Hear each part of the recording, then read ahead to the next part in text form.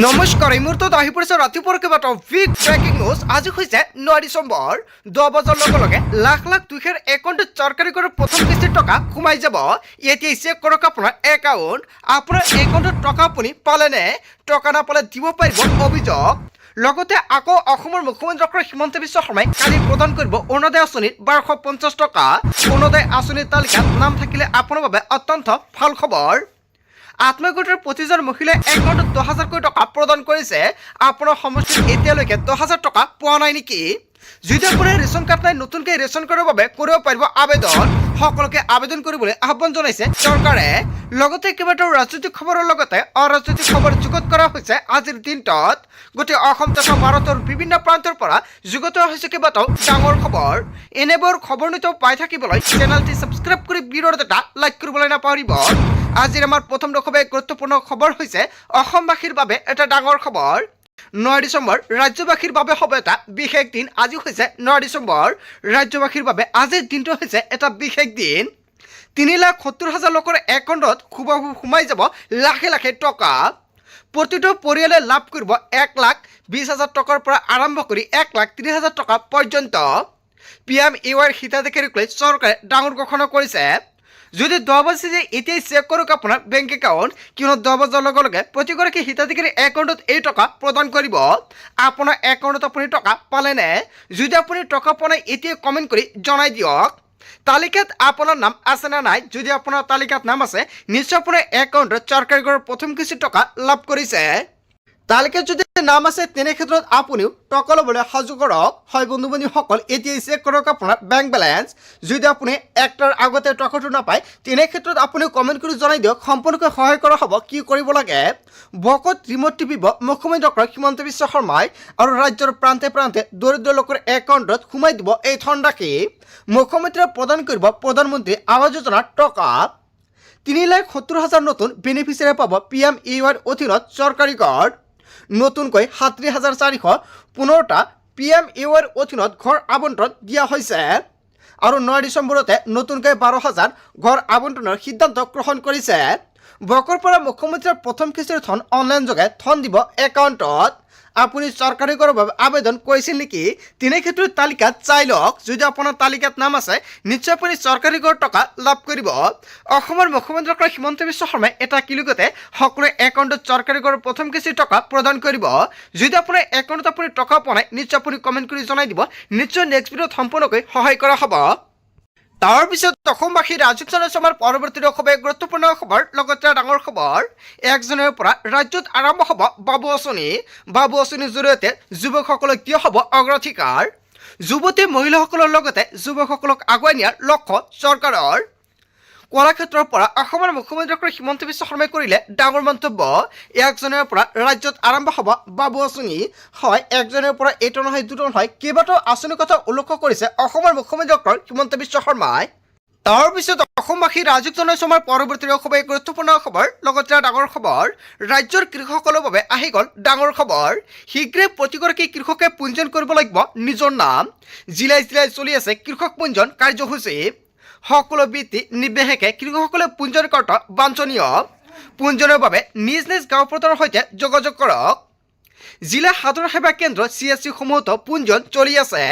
কৃষক পঞ্জীয়নৰ বাবে প্ৰয়োজন হ'ব 4বিধ নথিপত্ৰ: আধাৰ কাৰ্ড, পান কাৰ্ড, আধাৰ, পঞ্জীকৃত মোবাইল নম্বৰ আৰু মাটিৰ জমাবন্দী কপি প্ৰয়োজন হ'ব। আৰু এই 4বিধ নথিৰ সৈতে আপুনি পঞ্জীয়ন কৰিব পাৰিব নিজৰ নাম। কৃষক পঞ্জীয়ন হোৱাৰ পিছতে লাভ কৰিব চৰকাৰৰ বহুতো সুবিধা। আন জিলাসমূহৰ লগতে যোৰহাট জিলা কৃষি বিষয় জাৰি কৰিছে জাননী। ৰাজ্যৰ কৃষকসকলৰ বাবে অত্যন্ত ভাল খবৰ আহি পৰিছে। যদি আপুনি এতিয়ালৈকে PM কিষাণত আপোনাৰ নাম অন্তৰ্ভুক্ত কৰিব পৰা নাই, নিশ্চয় আপুনি নতুনকৈ কৰিব পাৰিব। সকলোকে অন্তৰ্ভুক্ত কৰিবলৈ আহ্বান জনাইছে চৰকাৰে। তাৰপিছত অসমবাসী ৰাজকীয় আমাৰ পৰৱৰ্তী খুবেই গুৰুত্বপূৰ্ণ খবৰ, লগতে ডাঙৰ খবৰ। 10 তাৰিখে লাখ লাখ লোকৰ একাউণ্টত সোমাব ধনৰাশি। কোনে কোনে লাভ কৰিব এই ধন? অৰুণোদয় আঁচনিত লাখ লাখ হিতাধিকাৰী একাউণ্টত জমা হ'ব 1250 টকাকৈ। অৰুণোদয় আঁচনিৰ তালিকাত আপোনাৰ নাম অন্তৰ্ভুক্ত হৈ আছে নেকি? তেন্তে আপুনিও পাব অৰুণোদয় আঁচনিৰ টকা। আপুনি টকা ল'বলৈ সাজু হওক। অৰুণোদয় 2.0, অৰুণোদয় 3.0 টকা সোমাব একাউণ্টত। বৃদ্ধ পেঞ্চন আঁচনিৰ ধন সোমাব আপোনাৰ বেংক একাউণ্টত। বিধৱা পেঞ্চন আঁচনিৰ ধন সোমাব আপোনাৰ একাউণ্টত। প্ৰতি মাহৰ 10 তাৰিখে হিতাধিকাৰীৰ একাউণ্টত ধনসমূহ নিশ্চিত কৰিছে চৰকাৰে। যদি আপোনাৰ বেংক একাউণ্টৰ KYC আপডেট কৰা নাই শীঘ্ৰে আপডেট কৰি লওক। আধাৰ কাৰ্ডৰ সৈতে লিংক কৰক বেংক একাউণ্ট। পান আধাৰ দুয়োটা নম্বৰৰ সৈতে লিংক কৰিব লাগিব বেংক একাউণ্ট। বেংক একাউণ্টত পান আধাৰ লিংক হোৱাৰ পিছত আপোনালৈ আহিব OTP। ইয়াৰ পিছতে আপুনি নিশ্চিত হ'ব বেংক একাউণ্টত ধন জমা হোৱাটো। যদি অৰুণোদয়ৰ তালিকাত নাম আছে তেন্তে আপোনাৰ বাবে অত্যন্ত ভাল খবৰ, কিয়নো কালি পুৱা 10 বজাৰ লগে লগে প্ৰতিগৰাকী অৰুণোদয় হিতাধিকাৰীৰ একাউণ্টত 1250 টকা সোমাই যাব। তাৰপিছত অসমবাসী ৰাইজক জনাইছো আমাৰ পৰৱৰ্তী খুবেই গুৰুত্বপূৰ্ণ খবৰ, লগতে ডাঙৰ খবৰ। বিধানসভা নিৰ্বাচনৰ প্ৰাকখনত কংগ্ৰেছক চূড়ান্ত স্খলন। অসমৰ মুখ্যমন্ত্ৰী ডক্টৰ হিমন্ত বিশ্ব শৰ্মাই পুনৰ কেইবাটাও বৃহৎ মন্তব্য কৰিছে। কংগ্ৰেছৰ গোটেই ব্যক্তিসকলৰ মানসিক স্খলন ঘটিছে। নিৰ্বাচনত হাৰিব বুলি তেওঁলোক নিশ্চিত হৈছে। ইয়াৰ বাবে ছ'চিয়েল মিডিয়াত কংগ্ৰেছৰ অভদ্ৰামী চূড়ান্ত পৰ্যায় পাইছে বুলি মন্তব্য কৰিছে মুখ্যমন্ত্ৰী ডক্টৰ হিমন্ত বিশ্ব শৰ্মাই। হিতেশ্বৰ শইকীয়াৰ পুত্ৰই যদি এজন ব্যক্তিক ভাওনা বুলি সম্বোধন কৰে তাতকৈ আৰু স্খলন একো হ'ব নোৱাৰে। মুখ্যমন্ত্ৰীৰ ঘৰত জন্ম হ'লেই নিজ কোনো ৰজা হৈ নাযায়, এনেকুৱাকৈ মুখ্যমন্ত্ৰী ডক্টৰ হিমন্ত বিশ্ব শৰ্মাই উদাহৰণ দিছে। মুখ্যমন্ত্ৰীৰ ঘৰত জন্ম হ'লেই নিজ কোনো ৰজা হৈ নাযায় বা নিজে কোনো ৰজা হৈ নাযায় বুলি মন্তব্য কৰিছে মুখ্যমন্ত্ৰীগৰাকী। আমি ৰজা, আনবিলাক প্ৰজা, এই ধৰণৰ চিন্তা এৰিব লাগিব। দৃঢ়ভাৱত শইকীয়া, গৌৰৱ গগৈ দুয়োজনৰ মাজত এই চিন্তাটো ব্যাপকভাৱে সোমাই আছে। হয়, অসমৰ মুখ্যমন্ত্ৰী ডক্টৰ হিমন্ত বিশ্ব শৰ্মাই যিকেইটা মন্তব্য কৰিছে জনতাই কি ক'ব? যদি জনতাৰ কিবা মন্তব্য কৰিব লগা থাকে আপোনালোকৰ মন্তব্যটো নিশ্চয় কমেণ্ট কৰি জনাই দিব। তাৰপিছত অসমবাসী ৰাইজক জনাইছো আমাৰ পৰৱৰ্তী খুবেই গুৰুত্বপূৰ্ণ খবৰ, লগতে ডাঙৰ খবৰ। আমছুৰ সভাপতি ৰেজাউল কৰিম চৰকাৰে এৰিলে দায়িত্ব। 20 বছৰ সক্ৰিয়ভাৱে আমছুৰ হৈ কাম কৰাৰ পিছত দায়িত্ব এৰিবলৈ সাজু হৈছে ৰেজাউল কৰিম চৰকাৰ। আনুষ্ঠানিকভাৱে আমছু ত্যাগ কৰাৰ ঘোষণা কৰিলে আমছুৰ সভাপতিগৰাকীয়ে। 30 ডিচেম্বৰত আমছুৰ কেন্দ্ৰীয় সাধাৰণ সভাত ত্যাগ কৰিব আমছুৱে। আমছুৰ কেন্দ্ৰীয় সমিতিৰ 3বাৰকৈ সভাপতি আৰু 4বাৰকৈ সম্পাদকৰ দায়িত্ব লাভ কৰিছিল ৰেজাউল কৰিম চৰকাৰে। আমছুৰ সংবিধানৰ নীতি আদৰ্শৰ সন্মুখত আমছু ত্যাগ কৰিব ৰেজাউল কৰিম চৰকাৰে। আমছুৰ সংবিধানৰ নীতি আদৰ্শৰ সন্মুখত আমছু ত্যাগ কৰিব ৰেজাউল কৰিম চৰকাৰ। আমছু ত্যাগ কৰাৰ পিছত সংখ্যালঘু ৰাইজৰ উন্নয়নৰ বাবে কাম কৰিব ৰেজাউল কৰিম চৰকাৰে। তাৰ বাবে পৰিকল্পনা অব্যাহত ৰাখিছে আমছুৰ সভাপতিগৰাকীয়ে। সংখ্যালঘু ৰাইজৰ পৰামৰ্শ শিৰত লৈ পৰৱৰ্তী সিদ্ধান্ত ল'ব ৰেজাউল কৰিম চৰকাৰে। হয়, ৰেজাউল কৰিম চৰকাৰে যিকেইটা মন্তব্য কৰিছে জনতাই কি ক'ব? যদি জনতাৰ কিবা মন্তব্য কৰিব লগা থাকে আপোনালোকৰ মন্তব্যটো নিশ্চয় কমেণ্ট কৰি জনাই দিব। তাৰপিছত অসমবাসী ৰাইজক জনাইছো আমাৰ পৰৱৰ্তী খুবেই গুৰুত্বপূৰ্ণ খবৰ, লগতে ডাঙৰ খবৰ। নৱবৰ্ষৰ পৰাই ৰাজ্যৰ লাখ লাখ লোকে লাভ কৰিব কেইবাটাও সুবিধা। হিতাধিকাৰী আঁচনিক লৈ ভাল খবৰ দিলে মুখ্যমন্ত্ৰী ডক্টৰ হিমন্ত বিশ্ব শৰ্মাই। 1 জানুৱাৰীৰ পৰা মাত্ৰ 100 টকাতে লাভ কৰিব দালি, চেনি আৰু নিমখ। আপোনাৰ ৰেচন কাৰ্ড আছে নেকি? তেন্তে আপোনাৰ বাবে অত্যন্ত ভাল খবৰ। ৰেচন কাৰ্ড থাকিলে এতিয়াৰ পৰা 100 টকাতে লাভ কৰিব দালি, চেনি আৰু নিমখ। আগতে আপুনি 117 টকাত লাভ কৰিছিলে, এতিয়া 17 টকা। আকৌ কেইবাটাও গুৰুত্বপূৰ্ণ মন্তব্য কৰিছে, আকৌ 17 টকা ৰেহাই দিছে মুখ্যমন্ত্ৰীয়ে। লগতে গেছ চিলিণ্ডাৰ কিনিলে পাব আপুনি অতিৰিক্তকৈ 250 টকাৰ ৰাজসাহায্য। যদি আপোনাৰ ঘৰত অৰুণোদয় আছে তেনে ক্ষেত্ৰত 1250 টকাৰ পৰা আপুনি জানুৱাৰী মাহৰ পৰা লাভ কৰিব 1500 টকা। জানুৱাৰী মাহৰ পৰা বাবু আঁচনিও আনিব হিমন্ত বিশ্ব শৰ্মাৰ চৰকাৰে। অৰুণোদয় আঁচনি, উদ্যমিতা, কেৱল এয়াই নহয় নিযুত মইনা আঁচনিক লৈ ডাঙৰ ঘোষণা কৰিছে মুখ্যমন্ত্ৰী। নৱবৰ্ষৰ পৰাই ৰাজ্যৰ লাখ লাখ লোকে লাভ কৰিব কেইবাটাও সুবিধা। নতুন বছৰৰ মাজতে মুখ্যমন্ত্ৰী ডক্টৰ হিমন্ত বিশ্ব শৰ্মাই কেইবাটাও আঁচনিৰ কথা উল্লেখ কৰিছে। তাৰপিছত অসমবাসী ৰাইজক জনাইছো আমাৰ পৰৱৰ্তী খুবেই গুৰুত্বপূৰ্ণ খবৰ, লগতে ডাঙৰ খবৰ। বুলডোজাৰ একশ্যনক লৈ অসন্তুষ্ট NDAৰ নেতা। বুলডোজাৰ একশ্যন একেবাৰে ভুল বুলি মন্তব্য কৰিছে শাসনাধিষ্ঠ চৰকাৰ, কেন্দ্ৰীয় মন্ত্ৰীৰ ডাঙৰ মন্তব্য।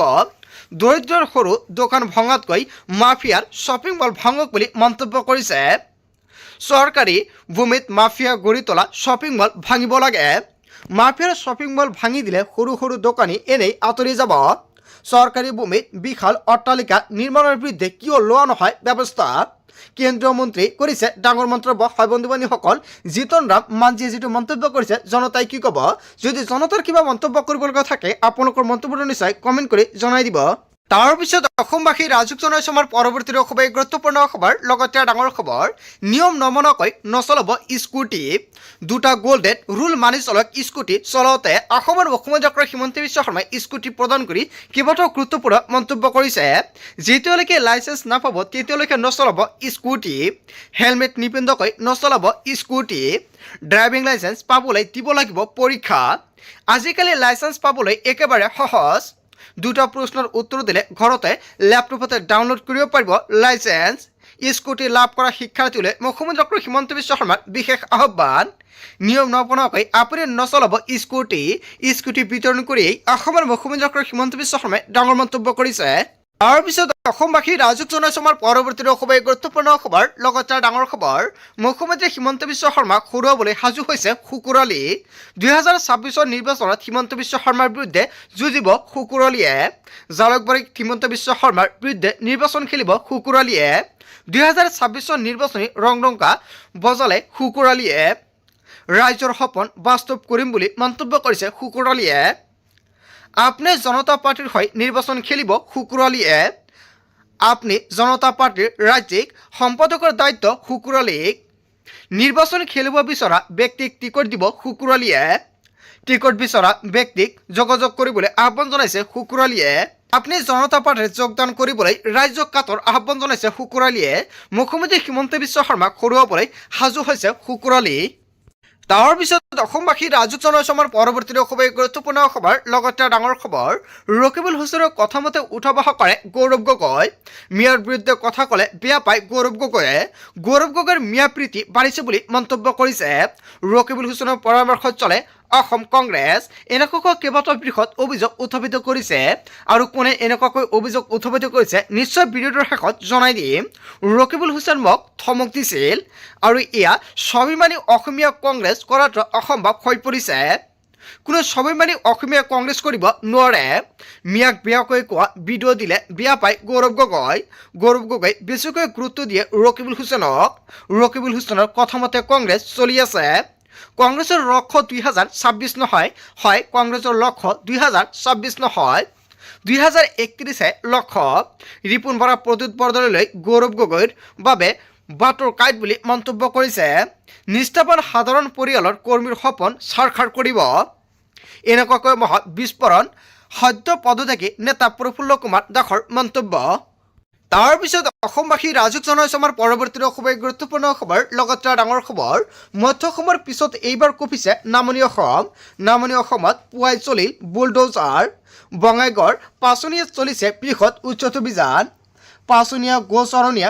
পথাৰৰ 533 বিঘা ভূমিত উচ্ছেদ অভিযান আৰু 164টা পৰিয়ালৰ ঘৰত চলিছে বুলডোজাৰ 533 বিঘা ভূমিত একেলগে চলিছে বুলডোজাৰ একাংশ বেদখলকাৰী স্বেচ্ছা আঁতৰি গ'ল আৰু প্ৰায় শতাধিক পৰিয়ালে বেদখল কৰি আছিল আৰু অৱশেষত আজি জিলা প্ৰশাসনে চলাইছে উচ্ছেদ অভিযান আৰু এফালে উচ্ছেদ অভিযান আৰু আনফালে বেদখলকাৰীৰ মাজত হাহাকাৰ বেদখলকাৰীৰ বিৰুদ্ধে দয়া নাই সমানে নীতি প্ৰশাসনৰ ফুল একশ্যন মোডত আৰক্ষীৰ প্ৰশাসন যোৱাকালি এনেকুৱাকৈভাৱে উচ্ছেদ অভিযান আৰম্ভ কৰিছিল চৰকাৰে বন্ধু বান্ধৱীসকল গোটেই অসম তথা ভাৰতৰ বিভিন্ন প্ৰান্তৰ পৰা যুগত হৈছে কেইবাটাও ডাঙৰ খবৰ এনেবোৰ খবৰ নিতৌ পাই থাকিবলৈ চেনেলটি ছাবস্ক্ৰাইব কৰি ভিডিঅ'ত এটা লাইক কৰিবলৈ নাপাহৰিব।